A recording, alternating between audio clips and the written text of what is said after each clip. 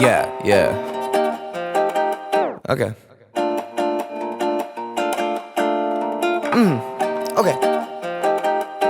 Hi, welcome to Maria and Bryan Travel, vlog number 1. Since we're just beginning, we don't really know where this vlog or this travel channel is going to take us. Obviously, we are stuck like everyone else is, unable to travel, but we're going to make the most of it. We're going to explore Dubai, UAE, and we are going to review some of the places that we've been in the past, as well as discuss some news items and other interesting items that we find. Okay, for this blog, we are going to talk about travel to nowhere, something that I'm kind of fascinated by. I don't know how it got started. I guess the airlines have nowhere they can fly to, or their destinations are limited. Let's start first with a coffee shop in an airplane. In Pattaya, Thailand, at Coffee War, you can have coffee in a first-class style airline seat, and they can even serve you an airplane meal. Not sure that that sounds that appetizing to me. Perhaps it's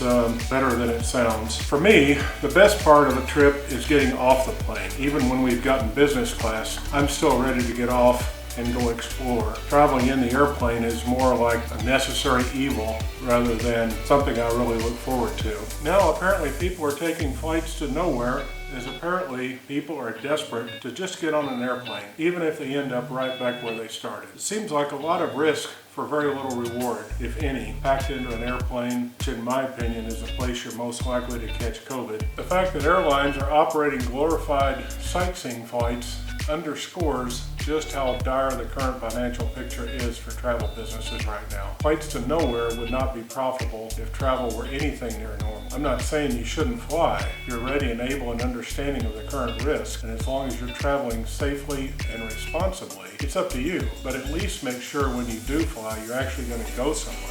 On a side note, I'm going to link some articles and a couple of YouTube videos that we found about this subject from the New York Times, from AFAR, I think it's a travel magazine, so you can check those links out for some further information. Okay, Qantas is offering 7-hour flight, takeoff and land in Sydney, sold out in 10 minutes, believe it or not. Tickets for that flight ranged in price from $787 to $3,787 Australian dollars, or about $575 to $2,765 US dollars. It would take you around Australia, flying over the Northern Territory, Queensland, New South Wales, and back. I guess if you have a window seat, that's okay, but if you're sitting in the aisle, I'm not sure that that's going to be that enjoyable.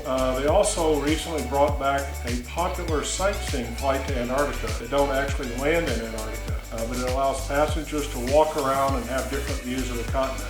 That sounds more interesting since most people are not going to be able to land in Antarctica, but I guess now that would be the time to do that since you're not actually going anywhere. Okay, I found this on the Instagram for Qantas. Miss taking to the skies together? Us too. We've designed a special scenic joy flight on board our 787 Dreamliners for those who just want to spread their wings. No passport or quarantine required. Depart Sydney on 10 October. The Great Southern Land Scenic Flight will feature low-level flybys of some of Australia's most iconic landmarks, including the Uluru, Kata Tajuta, the Whitsundays, Gold Coast, Byron Bay, and the Sydney Harbour. It says, be quick. Fares go on sale at 12 p.m. today. And then a note at the bottom, thanks to your great support, the flight is already sold out. That might be the one that sold out in 10 minutes. Apparently, they did well with it. Another one I found, Eva Air, offering a Hello Kitty themed flight in Taiwan, which includes food from a Michelin star chef. According to one article, they filled all 309 seats on an Airbus 330. 309 seats full, flying around, going nowhere. Seems crazy. Also, ANA is offering a 90-minute Hawaii-themed flight in Japan. Apparently had 300 people on board their first flight. Another one, 300 people, 90 minutes, leaves Japan, and it has a Hawaii theme. Doesn't sound like much of a luau to me, sitting in an airline seat for 90 minutes. Also, Royal Brunei has had 5 flights since August, does not require passengers to wear a mask. For me, seems unsafe,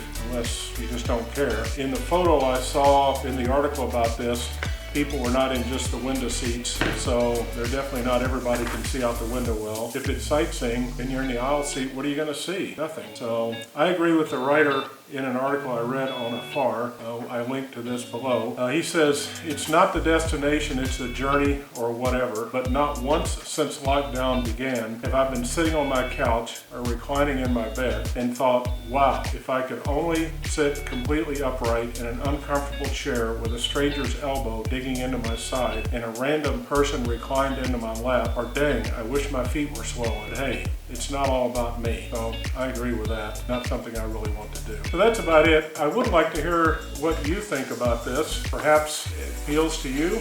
I'd like to know why. Or maybe you do agree with me. Maybe you think it's crazy and a waste of money and you'd rather wait until you can actually go somewhere on the airplane. Either way, leave a comment. Let us know what you think. We would love to hear, and maybe we can chat about it. Never know. The other thing we found that we thought was interesting was cruise ships now are tourist attractions in themselves. Docked, not moving. People are using them for selfies.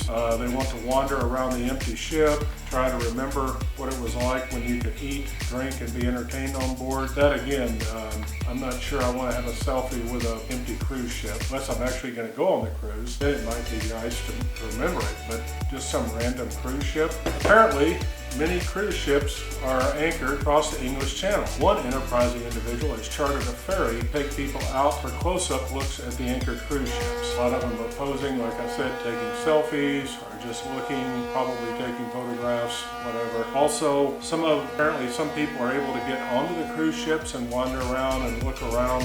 To me, it must be like wandering around an empty hotel. There's nothing going on in it. There's no food, there's no parties, there's no drinking. They're not able to swim in the swimming pools. There's nothing going on. I honestly don't understand that either. It doesn't sound that much fun to me. Let us know what you think. As we find other things that we find interesting, we will try to have some travel tips and other things that we find to help people travel more safely, more efficiently, or possibly cheaper or better. Thanks for being a part of the beginning. Bye-bye. Yeah. Okay. Okay.